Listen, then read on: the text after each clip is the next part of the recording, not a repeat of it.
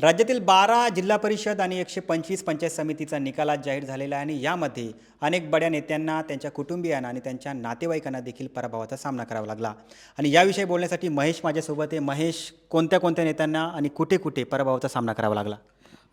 खरंच आहे की मंत्र्यांपासून ते आमदार, माजी आमदार यांच्या अत्यंत जवळच्या आणि कुटुंबातल्या सदस्यांना पराभवाचा सामना ह्या जिल्हा परिषद आणि पंचायत समितीच्या निवडणुकांमध्ये करावा लागलेला आहे. त्यामध्ये सर्वात पहिल्यांदा जर नाव घ्यायचं झालं तर विद्यमान मंत्री आणि सोलापूर जिल्ह्याचे पालकमंत्री जयकुमार गोरे. जयकुमार गोरे यांनी सोलापूर जिल्हा तर सांभाळला, म्हणजे सोलापूर जिल्ह्यात तर भाजपने सर्वाधिक जागा जिंकल्या. त्याच्यामुळं ते त्यांच्या भाजपच्या पालकमंत्री नेतृत्वाचं म्हणून तर कौतुक म्हणता येईल. पण त्यांचं जे होम ग्राउंड आहे, ते जिथून येतात सातारा, मान ह्या भागामध्ये त्यांच्या घरातलेच सदस्य असलेले किंवा त्यांचे नातेवाईक ज्यांचा या निवडणुकीमध्ये पराभव झाला. त्यामध्ये तुम्ही म्हणजे आपल्याला बघता येईल की त्यांच्या वहिनी ज्या आहेत त्या औंधमधून पराभूत झालेल्या आहेत. तसेच अजून पण महेश, एकंदरीत हे घराणेशाहीला मोठा धक्का तर नाही ना? आता जिल्हा परिषदचं गणित हे जरा थोडं वेगळं राहतं, जिल्हा परिषद पंचायत समितीचं.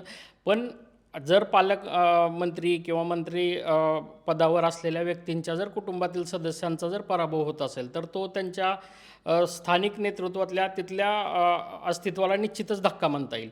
दुसरं उदाहरण बघायचं झालं तर परभणीमध्ये जे की माजी मंत्री होते सुरेश वरपुडकर, तर त्यांनी घरातले 5 उमेदवार दिले होते. घरातले 5 म्हणजे मुलगा असेल, सून असेल, मुलगी असेल, पुतण्या असेल, असे. तर त्या 5 पैकी 4 जणांचा पराभव झालेला आहे. फक्त एक पुतण्या त्यांचा विजयी झालेला आहे. म्हणजे हा त्यांच्या अस्तित्वाला, त्यांच्या राजकीय अस्तित्वाला हा मोठा धक्काच म्हणता येईल हा सुद्धा. नाही, पण या निवडणुकीमध्ये अनेक जणांनी पक्ष बदलून निवडणुका लढवली, पण तरी देखील त्यांना म्हणजे यश प्राप्त झालेलं नाही आहे. मग हे त्यांच्या राजकीय भवितव्याला धोका आहे का? पक्ष बदली जरी केला म्हणजे भविष्यात सत्ताधारी पक्षाकडे ज्याचा त्याचा कल असतो जाण्याचा.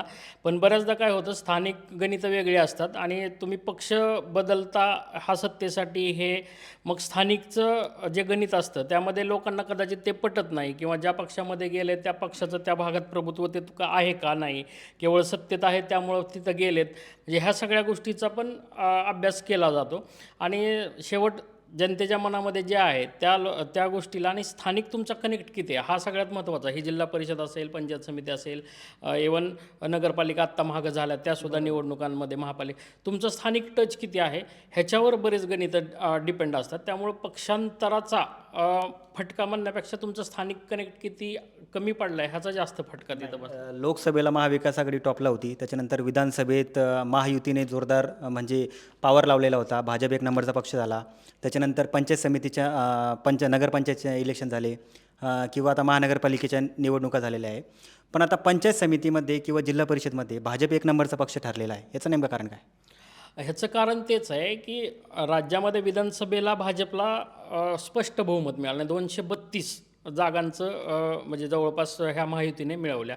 मग राज्यात सरकार सत्तेत आल्यानंतर त्यानंतर ज्या निवडणुकांचा सपाटा लागला, जसं की विधानसभेनंतर आता ज्या स्थानिक स्वराज्य संस्थांच्या झाल्या त्यामध्ये नगरपालिका, पहिल्यांदा नगरपालिकेत पण भाजप सर्वाधिक संख्याबळ भाजपने घेतलं. त्यानंतर महापालिकेत तर सगळ्यांचं लक्ष लागलेलं आहे. मुंबई महापालिकेत भाजपने म्हणजे जवळपास 89 जागा जिंकल्या आणि पहिल्यांदा भाजपचा आता तिथं महापौर बसतो आहे. हे मोठं यश आहे. त्याचं कारण हे आहे की केंद्रात सरकार आहे, राज्यात सरकार आहे आणि त्यांचे जे भाजपचे वरिष्ठ नेते आहेत महाराष्ट्रातले, मुख्यमंत्री देवेंद्र फडणवीस, हे भाजप नेत्यांना पाठबळ देतात. स्थानिकच्या नेत्यांना, मग जिल्ह्याचे जिथले नेते आहेत त्या नेत्यांना पाठबळ देतात आणि त्या नेत्यांच्या माध्यमातून त्या निवडणुका लढल्या जातात आणि त्याचा इम्पॅक्ट हा निकालामध्ये दिसतो. पण या निवडणुकीमध्ये म्हणजे अनेक ग्रामीण भागातून अनेक नवीन नवीन चेहरे समोर आलेले आहे आणि ते निवडून देखील आलेले आहे. म्हणजे एकंदरीत घराणेशाही कुठेतरी कमी होते का, किंवा नवीन नवीन चेहऱ्यांना संधी दिली जाते का, म्हणजे भाजप असो, शिवसेना असो यामध्ये? निश्चितच. आता काय झालं आहे, भाजपकडून सुद्धा बऱ्यापैकी नवीन चेहऱ्यांना संधी द्यायचं काम केलं जातं आणि जसं की आपण बघतो, म्हणजे भाजपचं धक्कातंत्र म्हणून आपण याच्याकडे बघतो की नवीन चेहरे आता मागच्या नगरपालिका निवडणुकांमध्ये शिंदेंच्या शिवसेनेने एका 21 वर्षीय मुलीला तिकीट दिलं होतं आणि ती तिथं जवळपास नगराध्यक्ष काहीतरी झाली. मला वाटतं मोहोळ तालुक्यामधली ते नगरपंचायत पालिका होती, तर तिथं झाली. तर उच्च शिक्षित जर असेल, नौका असेल आणि त्याचा जर कनेक्ट स्थानिक लेवलला जर चांगला असेल, तर एक युवा नेतृत्व म्हणून आणि चांगल्याला संधी द्यायची म्हणून निश्चितच जनता त्याच्या पाठीशी राहते. नाही, पण कुठे कुठे म्हणजे दोन्ही शिवसेना एकत्र लढल्या तरी देखील म्हणजे त्यांना यश प्राप्त झालेलं नाही आहे. म्हणजे दोन्ही शिवसेना एकत्र असून देखील म्हणजे जनतेने जी शिवसेनेची जी एक भावना होती, म्हणजे धनुष्यबाण म्हणजे सर्वच गाव तिथे धनुष्यबाणाची शाखा पण होती शिवसेनेची. पण असं असून देखील म्हणजे दोन्ही शिवसेना एकत्र आल्या किंवा काही ठिकाणी दोन्ही राष्ट्रवादी एकत्र होत्या तरी देखील भाजपचा विजय झालेला आहे आणि ह्या पक्षांचा पराभव झालेला आहे.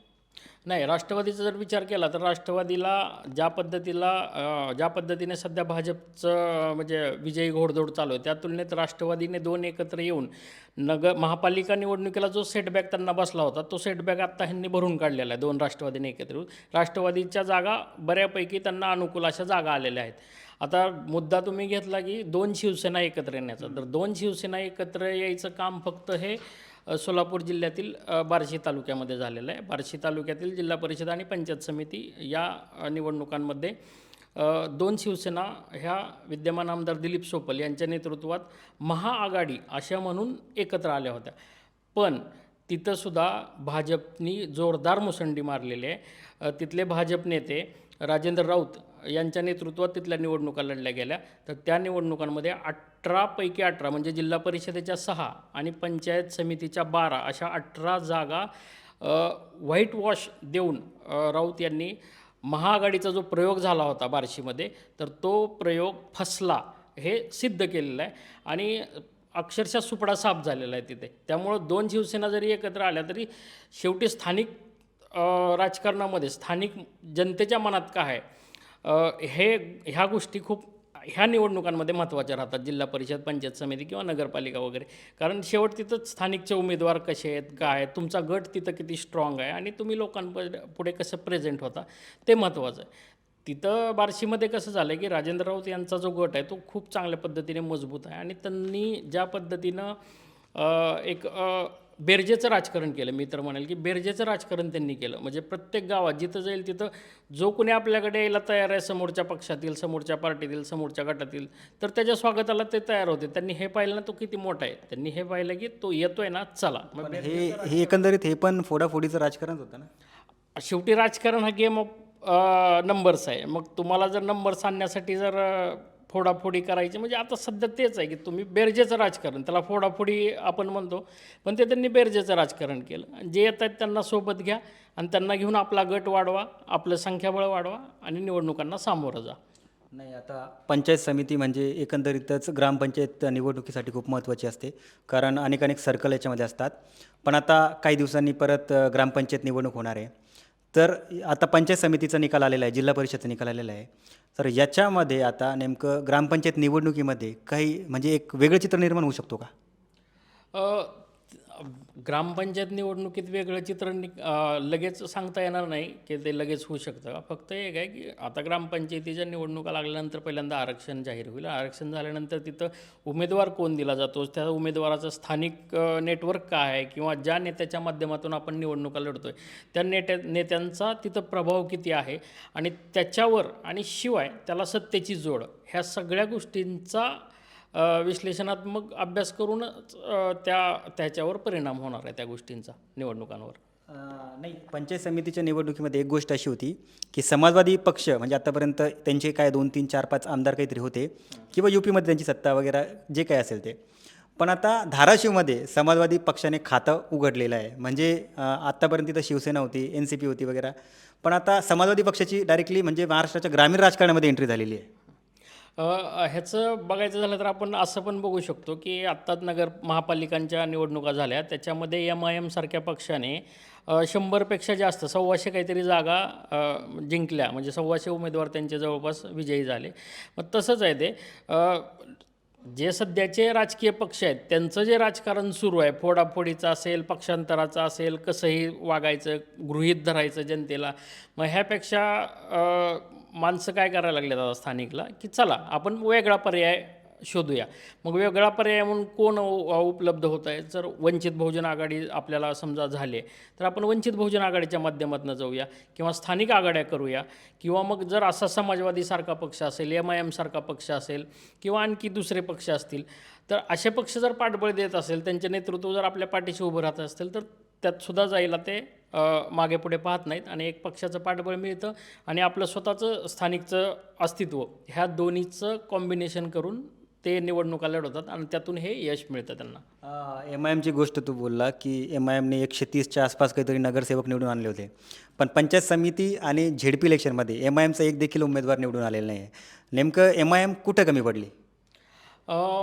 आता MIMने किती उमेदवार उभा केलेत आणि किती ठिकाणी ते पराभूत झालेत हे पूर्ण अगोदर आपण पाहिलं पाहिजे आणि त्यानंतरच ह्याच्यावर डिटेलमध्ये बोललं पाहिजे. पण आत्तापर्यंत जे आकडेवारी आले त्यामध्ये आपल्याकडे तर अजून MIMचा इथं एवढे उमेदवार आले तेवढे उमेदवार आले असं काही नाही आहे.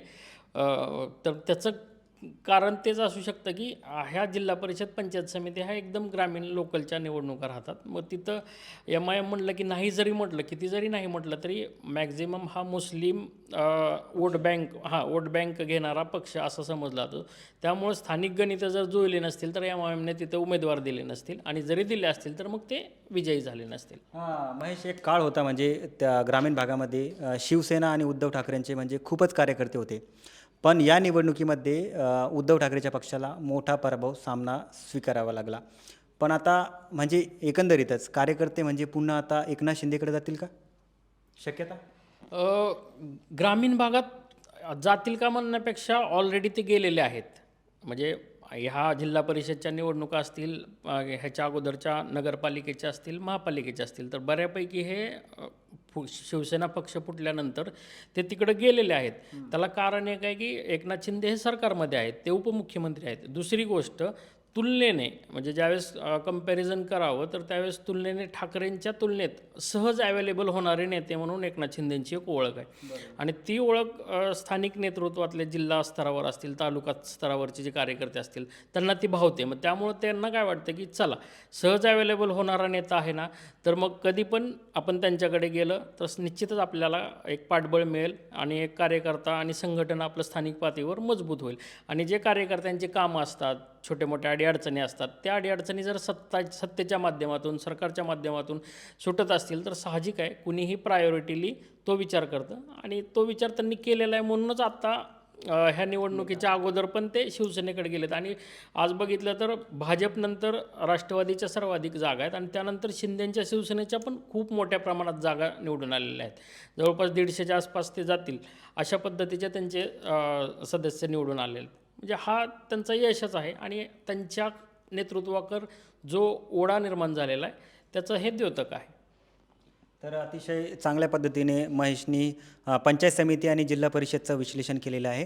तुम्हाला आजच्या निकालाबाबत काय वाटतं आम्हाला कमेंट करून नक्की कळवा आणि जास्तीत जास्त लोकांपर्यंत हा व्हिडिओ शेअर करा आणि पाहत रहा ABP माझा.